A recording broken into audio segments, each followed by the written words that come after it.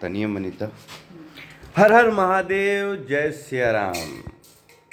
YouTube challenge 365 दिन कि आज 6वां दिन है और हम अपना माई से एगो बात बता देहल चाहतनी।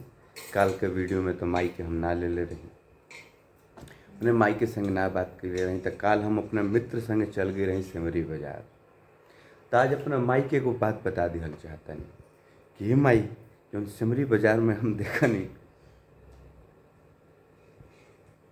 माई कहते ही तरीके के मत बता यार, जौन चीज़ निमन भइल बा वही चीज़ के बतावे में का दिक्कत बा। हमारे ये नहीं कहे याद, तब सुन ले माई, पहले सुन ले बात की का बात है। बात ई है कि सिमरी बाजार में हमें को चुड़ैल देखनी, हकीकत के जियत जागत चुड़ैल। अब तार लोग पूछा बोलो कि चुड़ैल कैसे, दिमाग कहीं और चल जाई। तो भाई, सुंदर लड़की भी चुड़ैले कहा ले काम आई, आ सुंदर लड़की ढेर नखरा करे तो उहे चुड़ैल पना आ जाला ओकनी में। चाल जब ऐसा होखे ना तो सिमरी के मई लइकन पे बवाल हो जाई। ऐसा चुड़ैल होले, हमरे खातिर तो ऐसा चुड़ैल होले।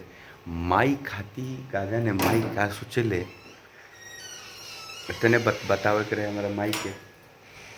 अब माई लागत तक भीतर से मुस्कियाती यार, लेकिन अभी वीडियो में ना ले, अभी हम नहिले नहीं खी यार, हमारे कितना दिन भइल नहिला।